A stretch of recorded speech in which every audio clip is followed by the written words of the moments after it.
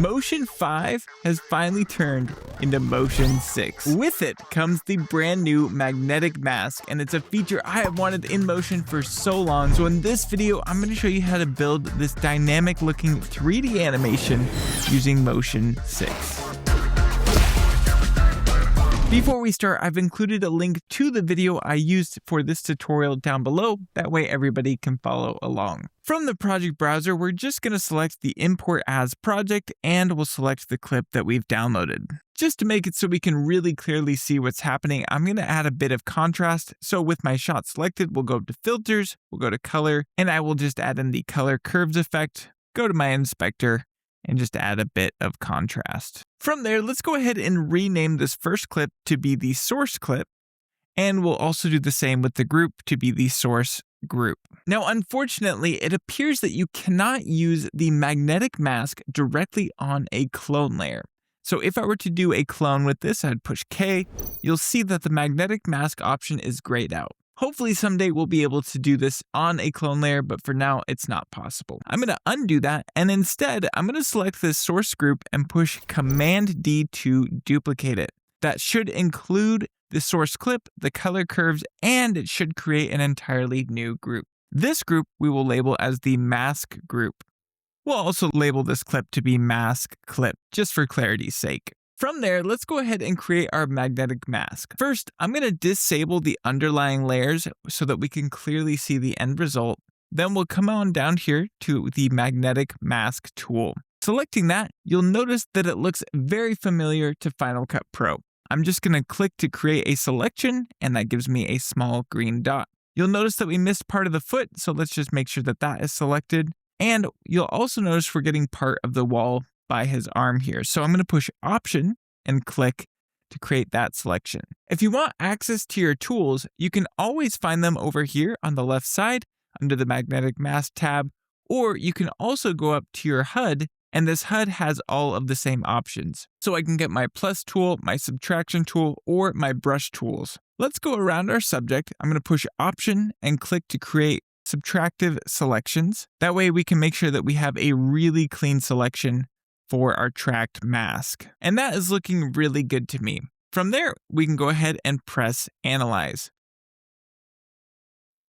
Now that Motion has fully tracked the subject, we can go ahead and check out how good the mask is, and it looks great. Now, one thing I want to quickly cover is there is one additional feature found here inside of Motion that is not available over in Final Cut Pro. That feature being the Apply Brushes tool. If I were to go in and add a brush, we'll get our brush tool, and I'll create just a basic stroke here. Notice how it has a really hard edge. From there, I can go ahead and drag up the feather. You'll notice that as I increase the feather, the brush is also increasing in size with its feather. However, if we change the Apply Brushes mode from before feather to after feather, we now have a nice hard line. However, our subject is still receiving that feather. So this just opens up the door for more niche use cases and gives you even further control over your mask. There's probably not a lot of instances where you're going to use this, but it's really good to know that it's available to you.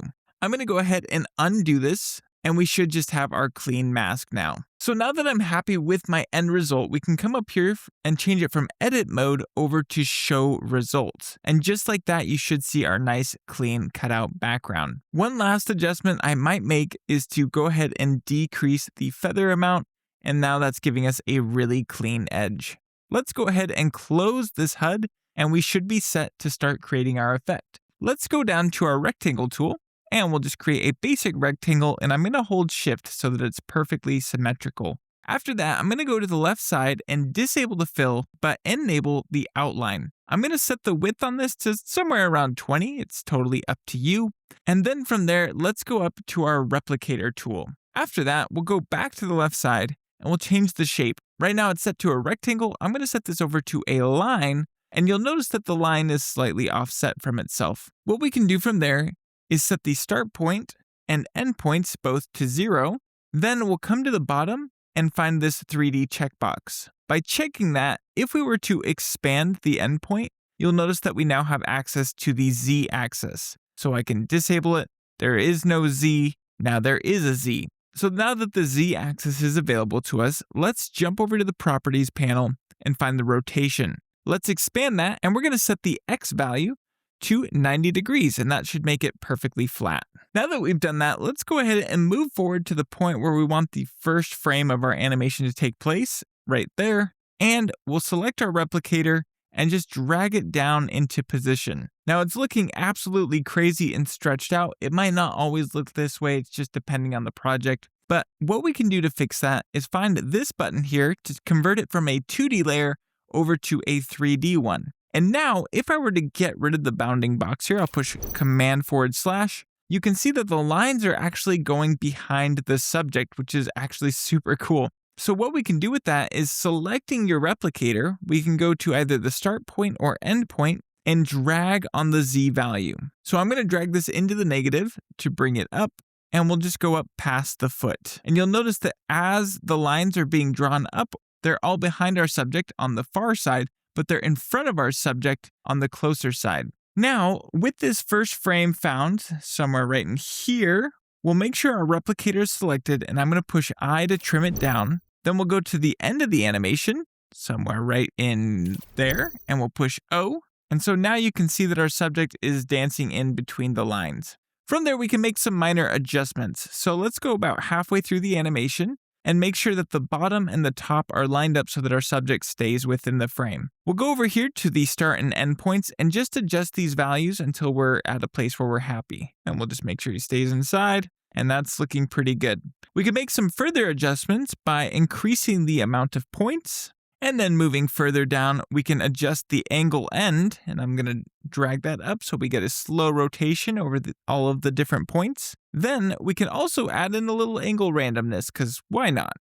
Moving further down, we can change the color mode. So right now, it's original. Let's set it to pick from color range, and now we're getting an assortment of blue colors. And I'm going to just use this gradient tool to get my Final Cut Pro colors. You can use whatever colors you like. You can always expand this color range and adjust this gradient to your liking. Now from there, I'm just going to adjust the scale so that the bottom point is actually quite small and the top point is actually quite a bit larger. Now let's go ahead and animate it. So to do so, let's go up to our behaviors and we're going to go down to Replicator and select Sequence Replicator. From there, we need to add in a parameter that we want to animate. So I'm going to select Add and we'll go to Scale. We want to shrink these down to nothing, so let's just drag these down to 0%. And let's change the sequencing because right now it's going to 0%.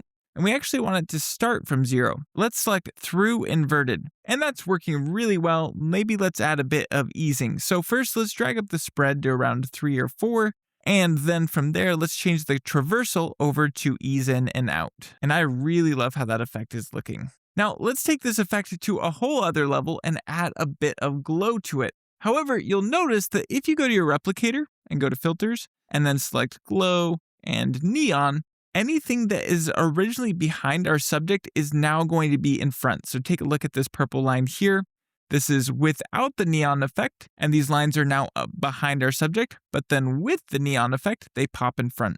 So a really easy fix for this is to simply right-click on your replicator, then select Group, and now the replicator is in its own group, and we can apply the effect to that group. So with that group selected, go to Filters, then we'll go to Glow, and we'll select Neon. Now you'll notice the lines are still behind our subject, but we also get the super cool neon glow. Let's just drag up the outer glow amount quite a bit, and I am loving how that looks. Okay, from here, all we need to do is enable our background and see how the effect is looking. And that looks super cool to me. I love that it's actually slightly behind our subject. So obviously this isn't the only effect you can do with the magnetic mask, but hopefully it starts to get the wheels turning of different ideas you might have. There are a lot of weird quirks that you might discover, which I'm finding more and more as I start working with this workflow, but this is a great starting point. And if you happen to run into any bugs, make sure you always go up to Motion, then select Provide Motion Feedback, and report any bugs that you're finding. If this video was helpful to you, maybe consider pressing that like button as it does help tremendously, and also consider subscribing as I have a ton of Final Cut Pro and Apple Motion content just around the corner. We're getting really close to 100,000 subscribers, and that's obviously only possible with your help. With that being said, thanks so much for watching, and I cannot wait to see you in the next one.